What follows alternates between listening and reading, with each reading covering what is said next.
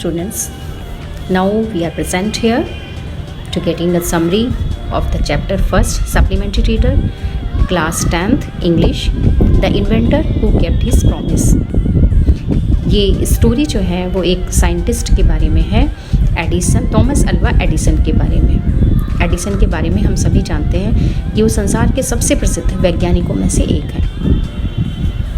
आप और हम जब भी शाम होती है, अंधेरा होता है, कमरे में एंट्री करते हैं, एक स्विच प्रेस करते हैं और कमरे में रोशनी हो जाती है। जो हम पढ़ना चाहते हैं वो हम पढ़ लेते हैं। इस इलेक्ट्रिक लैम्प या इलेक्ट्रिक बल्ब का आविष्कार किसने किया था?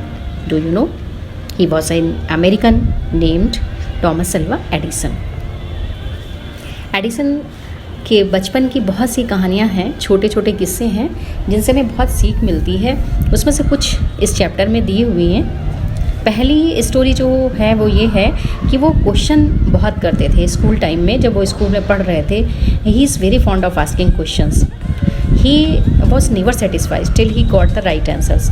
जब तक सही आंसर नहीं मिल जाता था उनके मन के अनुसार, तब तक वो संतुष्ट नहीं होते थे। एक बार की बात है, वो क्लास में पढ़ रहे थे और उनकी टीचर उन्हें पढ़ा रही थी, बर्ड्स के बारे में समझा रही थी। तभी एडिसन के मन में एक विचार आया और उन्होंने अपनी टीचर से बोला कि मैडम, आदमी जो होते हैं वो क्यों नहीं चिड़िया की तरह उड़ सकते हैं? तो मैडम ने यही कहा कि because man has no wings, क्योंकि पंख नहीं होते इसलिए आदमी नहीं उड़ सकता है। एक पल के लिए उस छोटे बच्चे ने सोचा, यानी एडिसन ने सोचा और फिर से सवाल किया कि but kites have no wings, कि पतंग के तो कोई पंख नहीं होते, फिर भी वो आकाश में इतनी ऊंची कैसे उड़ जाती है? इस बात पर क्लास के सभी बच्चे हंसने लगे और टीचर ने अपना पेशेंस खो दिया। उसने सोचा कि बच्चा जो है ना बहुत ज़्यादा बेवकूफ़ और बहुत ज़्यादा नॉटी है। उसने पेरेंट्स से उसकी शिकायत की और उसे स्कूल से ले जाने के लिए कहा। उसके पेरेंट्स आए और वो उस बच्चे को ले गए, लेकिन उसके पेरेंट्स ये जानते थे कि मेरा बच्चा जो है स्टूपिड नहीं है, मूर्ख नहीं है। वो इस समय एडिसन की जो एज थी वो केवल 8 साल की थी जब स्कूल से उन्हें निकाल दिया गया था। एडिसन ने एक शिक्षक के रूप में, एक टीचर के रूप में अपनी माँ में सबसे बेहतरीन चीज़ें पाई, क्योंकि उनकी माँ के अंदर वो पेशेंस था कि वो उसके हर आंसर का हर एंगल से जवाब देने के लिए हमेशा तैयार रहती थी, जब तक कि एडिसन पूरी तरह से सेटिस्फाई नहीं हो जाती थी। उन्होंने उन्हें प्रॉपर गाइडेंस दिया उनकी माँ ने, जिससे वो आगे अच्छी प्रोग्रेस कर सके। एडिसन की आदत थी कि वो चीज़ों को बहुत गौर से ऑब्ज़र्व करते थे, बहुत गौर से देखते थे और बहुत क्लोजली देखकर फिर उसका एक्सपेरिमेंट यानी उसका आविष्कार करने के लिए कुछ ना कुछ सोचते थे और करते भी थे कोई ना कोई प्रतिक्रिया। बहुत सारे उनके सिली एक्सपेरिमेंट्स भी हैं जिन्हें सुनकर पढ़कर हंसी आती है कि उन्होंने ऐसा किया। बचपन की एक स्टोरी है कि वो एक उसको बर्ड्स को देख रहे थे। चिड़िया जो है नीचे आ रही थी घास के मैदान में से, घास के अंदर से छोटे छोटे कीड़े मकोड़े उसने चूज़ किए, अपने चोंच से उठाए, उन्हें खा रही थी और फिर उड़ रही थी। तो एडिसन ने सोचा कि ये चिड़िया है जो कीड़े मकोड़े खाती है, इसलिए शायद ये इतने ऊंचे, इतने ऊपर उड़ जाती है। उनके मन में एक विचार आया कि क्यों ना मैं एक एक्सपेरिमेंट करूं।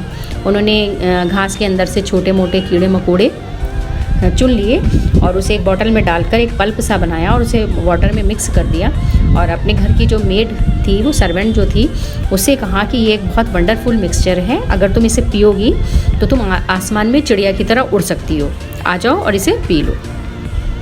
उस लड़की बेचारी ने विश्वास कर लिया और उस मिक्सचर को पी लिया। वो उड़ तो नहीं सकी, लेकिन हाँ बीमार ज़रूर पड़ गई। जो एडिसन था उसकी माँ की तरफ से उसे फिर बहुत वार्निंग मिली कि इस तरह के सिली एक्सपेरिमेंट फ्यूचर में ना करें। एक बार वो पोल्ट्री फार्म अपनी माँ के साथ गया। वहाँ पर उसने देखा कि जो मुर्गियाँ थीं वो अपने अंडों पर बैठी हुई थीं। उसने अपनी माँ से सवाल किया कि ऐसा क्यों है, ये मुर्गी अंडों के ऊपर क्यों बैठी हुई है? तो उनकी माँ ने कहा कि ये जो मुर्गी है अंडों को से रही है, इसके ऊपर बैठती है तो इस वजह से इसके अंदर से चिकन, छोटे छोटे से मुर्गी के बच्चे निकलेंगे, अंडे टूट जाएंगे और वो जो मुर्गी के बच्चे हैं वो बाहर आ जाएंगे। तो उसने अपने आप से सवाल किया कि मैं क्यों नहीं अंडों के ऊपर बैठ सकता हूँ, और घर आकर उसने किचन से अंडे लाए 1 दर्जन, एक कोने में रखे और उसके ऊपर बैठ गया। और काफ़ी देर तक बैठने के बाद भी जब उसे लगा कि अभी तक तो कोई चिकन या अंडा टूटे तो ज़रूर, लेकिन इसके अंदर से कोई भी चिकन या मुर्गी का बच्चा बाहर क्यों नहीं आया, उस दिन उसने अपनी शर्ट, अपनी निकर सब कुछ ख़राब कर ली थी और बहुत अच्छी पिटाई उस दिन उसकी माँ से हुई थी। कितना फ़नी बॉय था देखिए आप, छोटी छोटी स्टोरी से पता चलता है कि वो अपने एक्सपेरिमेंट में कितना फेल होते रहते थे बचपन से ही, लेकिन कुछ देखना, करना और सोचना और उसके बाद सक्सेस हुए वो या फेल हुए, इस बात से उन्हें कोई फ़र्क नहीं पड़ता था। वो सीखते थे और हमेशा कुछ ना कुछ सीखते ही रहते थे। उन्हें बुक्स पढ़ने का भी बहुत शौक़ था और उनके फादर की तरफ से उन्हें एक बुक पढ़ने के 25 सेंट्स मिलते थे और उन्हें छोटी सी एक लाइब्रेरी और लेबोरेटरी भी सेटअप कर ली थी। उनकी माँ हमेशा उन्हें एनकरेज करती थी और हमेशा एक्सपेरिमेंट में उनकी हेल्प भी करती थी। कुछ टाइम के बाद एडिसन को ये लगा कि उनके पास इतने पैसे नहीं हैं कि वो अपने और एक्सपेरिमेंट करें, क्योंकि एक्सपेरिमेंट में कुछ ना कुछ चीज़ों की ज़रूरत लगती रहती थी और वो और बुक्स भी पढ़ना चाहते थे, नई परचेज़ करना चाहते थे, जिससे कि वो और ज़्यादा पढ़ लें और जिससे उन्हें एक्सपेरिमेंट में कुछ हेल्प मिल सके। तो उसके लिए उनके पास वो ये भी चाहते थे कि वो घर से बाहर जाएँ, नई नई चीज़ें देखें और नए नए लोगों से मिलें और नई बुक पढ़ें, अपनी नॉलेज को इम्प्रूव करें। इसलिए उन्होंने डिसाइड किया कि वो कोई जॉब करेंगे। एक जॉब उन्हें मिल गई रेलवे में, लेकिन उनके पेरेंट्स नहीं चाहते थे कि वो अभी इस एज में, बचपन में ही कोई नौकरी करें। लेकिन जब एडिसन ने एक कॉज दिया, एक रीज़न दिया कि वो जॉब क्यों करना चाहते हैं, तो उनके पेरेंट्स तैयार हो गए। इसलिए उन्होंने जो रेलवे है उसमें इस जॉब को एक्सेप्ट कर लिया और वहाँ पर एक न्यूज़पेपर बॉय बन गए। न्यूज़पेपर के साथ साथ वो स्वीट्स और फ्रूट्स हैं, कुछ चीज़ें बेचते थे, जिससे उन्हें $2 मिल जाते थे एटलीस्ट। $1 वो अपनी माँ को दे देते थे और $1 अपने पास अपने एक्सपेरिमेंट के लिए रखते थे। 1-2 साल तक एडिसन ने ऐसे ही किया। उसके बाद उन्होंने सोचा कि मैं अपना खुद का क्यों ना न्यूज़पेपर बनाऊँ। तो उन्होंने छोटी सी प्रिंटिंग मशीन लगाई, अपना न्यूज़पेपर निकाला और प्रिंट करने लगे। तो बहुत सारी कॉपियाँ बिकने लगी। बहुत जल्दी ही वो पैसा कमाने लगे और इस पैसे से उन्होंने रेलवे के उस डिब्बे में ही एक छोटी सी लेबोरेटरी बना ली, जिसमें वो टाइम मिलने पर एक्सपेरिमेंट भी करते रहते थे। और जब ये सब इन्होंने शुरू किया तो उनकी एज 12 साल की थी। 2-3 साल मेहनत करने के बाद जब उनकी एज 15 साल की हुई तो एक एक्सीडेंट उनकी लाइफ में हुआ, जिससे उनके कैरियर पर बहुत बड़ा इफ़ेक्ट हुआ। वो एक्सपेरिमेंट कर रहे थे लेबोरेटरी में, ट्रेन में, तभी ट्रेन ने एक टर्न लिया, एक झटका सा लगा और जो फास्फोरस था वो नीचे गिर गया और उससे जो अखबार की वो पूरी तह रखी हुई थी उसमें आग लग गई। जल्दी ही पूरे डिब्बे में आग फैलने लगी। गार्ड आया, ये हेल्प के लिए चिल्लाए, दोनों ने मिलकर आग बुझाई, लेकिन वहाँ पर the end of his career, कि जो उनका प्रोफेशनल लाइफ थी, जो उनकी जॉब थी, उसका एंड हो गया और रेलवे की जॉब से उन्हें डिसमिस कर दिया गया। फिर अगले 5 सालों तक एडिसन अलग अलग शहरों में अलग अलग तरह की जॉब करते रहे। जहाँ पर जो जॉब मिल गई वो कर ली।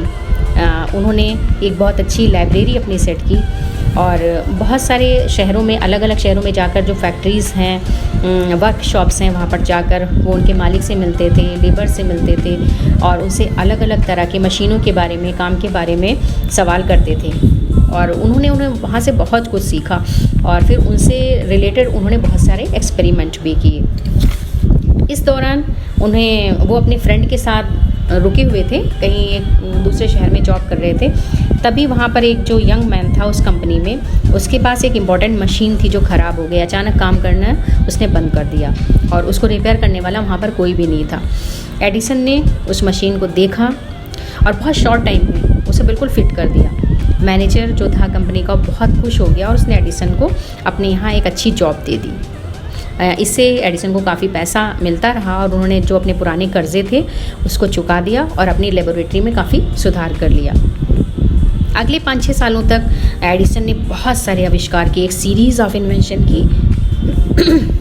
वन इन्वेंशन फॉलोड अनदर, एक आविष्कार करते रहे, फिर दूसरा, फिर तीसरा, फिर चौथा, फिर 5वां।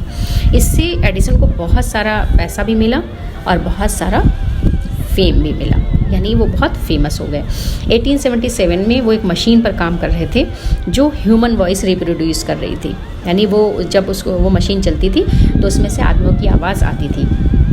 अगले साल इन्होंने वाकई से बना भी दिया बिल्कुल परफेक्ट तरीके से और इसके लिए जो नाम रखा गया वो थी टॉकिंग मशीन, जिसे अब हम ग्रामोफोन कहते हैं। और उसी साल उन्हें अपने इसी एक्सपेरिमेंट के लिए वाइट हाउस में वाशिंगटन में कॉल किया गया एक ऑनर देने के लिए।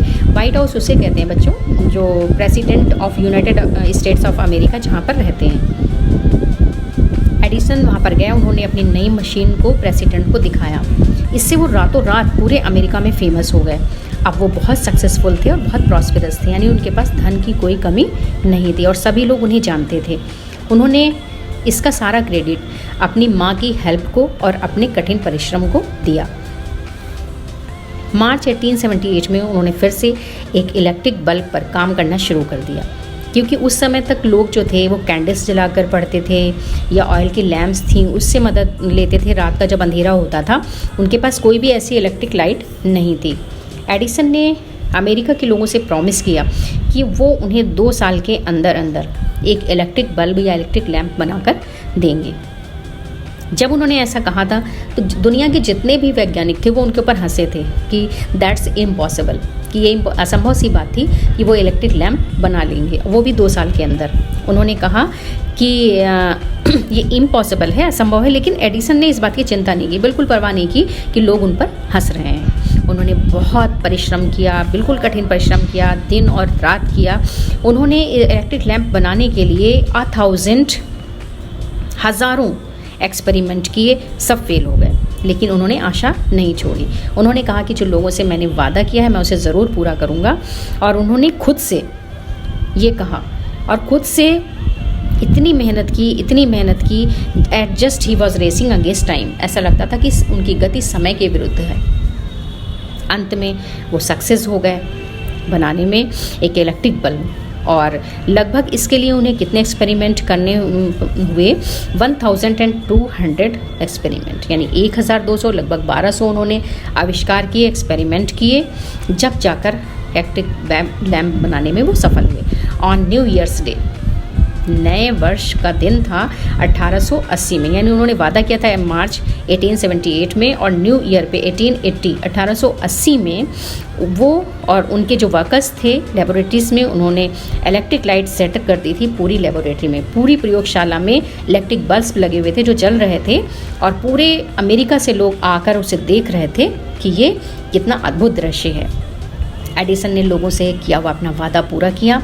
4 सितंबर 1882 for the first time New York shown in the brightness of the electric light. पूरा न्यूयॉर्क इलेक्ट्रिक लैम्प की रोशनी से नहा उठा था।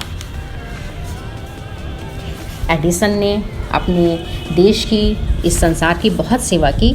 फर्स्ट वर्ल्ड वॉर जब हुआ तो उन्होंने बहुत सारे ऐसे इक्विपमेंट्स और इन्वेंशंस किए जिससे कि बहुत सहायता मिली, और इसके लिए उन्हें, इस सर्विस के लिए उन्हें मेडल भी दिया गया। 1929 में silver jubilee of inventions of electric bulbs वो मनाई गई, बहुत ही ग्रैंड स्केल पर अमेरिका में मनाई गई।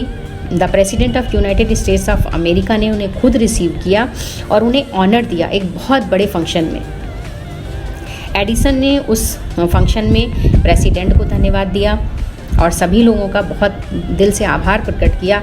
लेकिन उसके अचानक बाद वो बहुत ज़्यादा बीमार पड़ गए। उनकी बीमारी बढ़ती गई और अंत में संडे मॉर्निंग में 18 अक्टूबर 1931, 18 अक्टूबर 1931 में संडे की मॉर्निंग में उनकी डेथ हो गई।